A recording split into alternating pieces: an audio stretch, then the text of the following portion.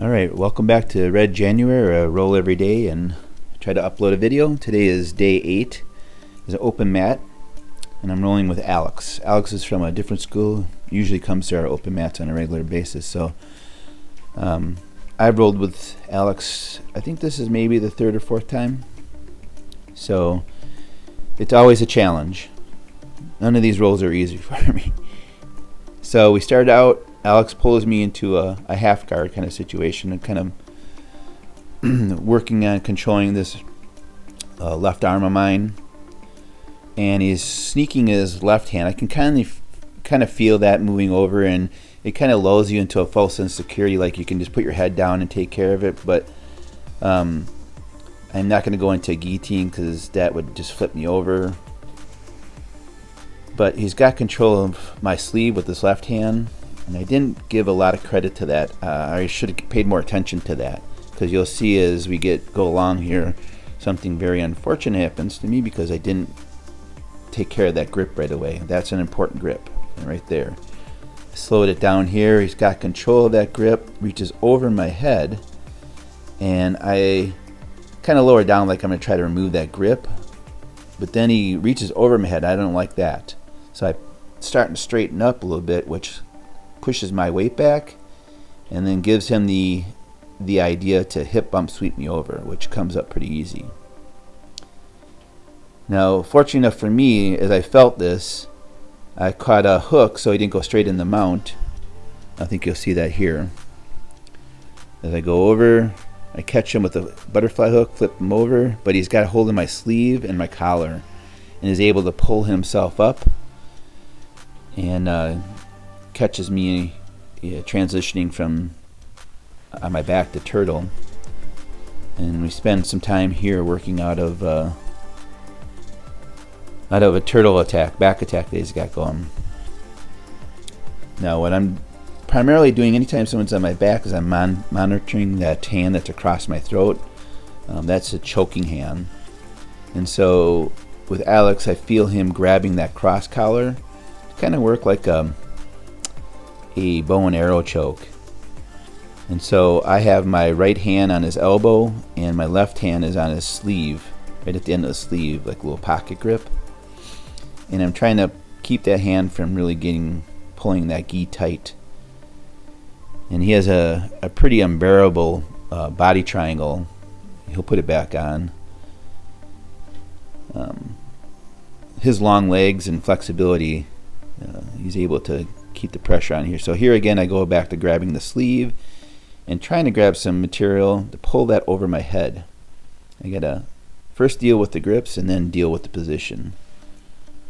So I feel him like it's really easy to push him backwards. So I'm going to try to pick up his leg and go into ashi, but then he kind of sits back in here. Grab a collar. I'm typically going to grab a collar, grab a sleeve, pull that post out so I can just kind of flip him to the back. We'll see what happens here. Oh, from what I do right here is I grab his lapel because it's loose and I just wrap it around his wrist, kind of like a handcuff, so I don't have to worry about losing that grip. When I wrap that hand with the lapel, it makes it easier. I don't have to control the wrist so much. I know I'm always going to have control of it with that wrapped lapel. So it's kind of like a little handcuff. And I'm able to come up here. He's not able to pull. So anytime I have to go put his hand back, I would just pull it like that. Yeah. So we're going to get back into that position in the beginning. He's kind of got that butterfly half. He's controlling my sleeve again. And now I'm just going to kind of step out and come around to side control. Now I'm not safe in side control, even though I have a better position. I'm working with a taller guy, flexible, long legs. And if you watch, he's really monitoring my left hand. He wants to. You'll see in a bit what he has planned for my left arm. But as I'm trying to go up on top, I just want to get into a spot where I can kind of mount and come on top. But he's got that left knee or that right knee posted in there, and it's something I should have killed his legs to the other side, and because I know he's going to constantly pop his legs up. But if I turn him over to his side, that kind of negates the ability to do this kind of stuff. So again, we're resetting back into this butterfly half. You can tell that's where he's going with it, where he sets his leg, that butterfly hook on the inside. Just going to tip him over and go back into side control. I have an underhook, and what I'm looking to do is push down his right arm and kind of staple that down, and I was trying to work into either, yeah, that's where he got me there. Pulled into that crucifix. He'd been working on that for quite a bit, and I just got lazy because I thought I was going to go step around and do an arm bar, but he's working that collar again, and what I have to do is prioritize the choke. He's got one hand covered. I was able to get into deep half, and then we got a little bit of a scramble. He has my back again.